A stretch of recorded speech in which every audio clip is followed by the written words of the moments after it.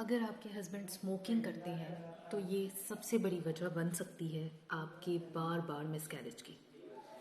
अस्सलाम वालेकुम, this is doctor Maham Shabir और आज मैं आपको मिसकैरेजेस की सबसे अहम 4-5 वजूहात बताऊंगी जो कि यकीनन आप में भी हो सकती हैं और अगर आप वक्त पे जान लें तो आप इसका प्रिकॉशंस कर सकती हैं। सबसे पहली वजह मिसकैरेज होने की सबसे बड़ी वजह ये होती है कि अक्सर औक़ात फ़ीमेल्स बहुत ज़्यादा अंडरवेट होती हैं।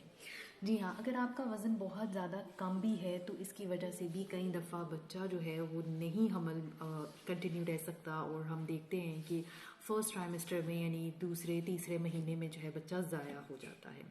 इसी तरह जिनका वज़न बहुत ज़्यादा होता है लेकिन देखा ये जाता है कि जिनका वज़न कम है उनका ज़्यादा मिसकैरेजेस के चांसेस है एज़ कम्पेयर टू जिनका वज़न ज़्यादा है। दूसरी सबसे बड़ी वजह ये है कि बच्चादानी का कमज़ोर होना, जिसे हम कहते हैं यूट्रस वीक होना। ठीक है, बहुत सी ख़वातीन की जो बच्चादानी है वो कुदरती तौर पे वीक होती है, लेकिन इसका इलाज होता है। इसके लिए हम एक टाँका लगाते हैं जिसे हम सर्वाइकल सर्कलाज कहते हैं और उससे जो है वो आपकी प्रेगनेंसी को बचाया जा सकता है। लेकिन क्योंकि औरतों को अपनी पहली प्रेगनेंसी में ये नहीं पता होता कि उनकी बच्चादानी कमज़ोर है, लिहाजा ये प्रिकॉशन वो अपने दूसरे हमल में करती हैं जब उनका पहला हमल ज़ाया हो चुका होता है। तीसरी सबसे बड़ी वजह जो है वो ये है फोलिक एसिड का ना इस्तेमाल। बहुत सी फीमेल्स जब फोलिक एसिड का इस्तेमाल नहीं लेती और उनको दूसरे तीसरे महीने में पता चलता है कि वो हमल से थी तो तब तक जो है वो बच्चे की ग्रोथ पे बड़ा अफेक्ट हो चुका होता है। लिहाजा अगर आपका एक मिसकैरेज हो गया है तो 6 महीने का वक्फा दें और उस 6 महीने में अपनी डॉक्टर से रुजू करें ताकि वो आपको कोई फोलिक एसिड सप्लीमेंट स्टार्ट करवाएं और आपकी नेक्स्ट प्रेगनेंसी में ये चीज़ ना हो सके। उसके बाद जो चौथी सबसे बड़ी वजह है वो ये है इन्फेक्शन का होना। बहुत सी फीमेल्स को शादी से पहले भी, प्री कंसेप्शन से पहले इन्फेक्शन रहता है, यानी पेशाब वाली नाली में इन्फेक्शन, जो कि एक बहुत बड़ी वजह बनती है उनके मिसकैरेज होने की।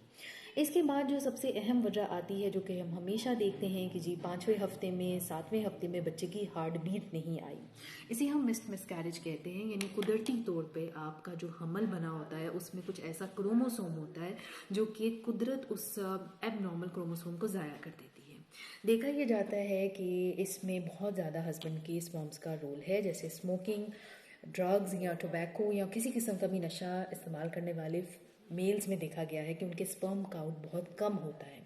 अगर स्पर्म काउंट इक्वल होता है तो स्पर्म काउंट की क्वालिटी बहुत ख़राब होती है।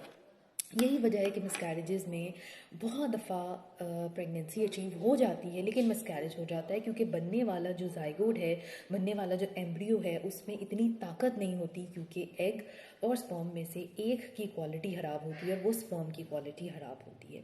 तो ये चंद एक वजूहात हैं। अब इसमें हमें करना क्या चाहिए? करना ये चाहिए सबसे पहले तो हमेशा जो है वो हस्बैंड एंड वाइफ दोनों को अपनी रिपोर्ट्स करवानी चाहिए। इसमें कोई बुराई नहीं है अगर आप अपने मेल की रिपोर्ट भी करवा रहे हैं। जिस तरह एग क्वालिटी हम देखते हैं वैसे ही स्पर्म क्वालिटी देखना भी फ़र्ज़ है।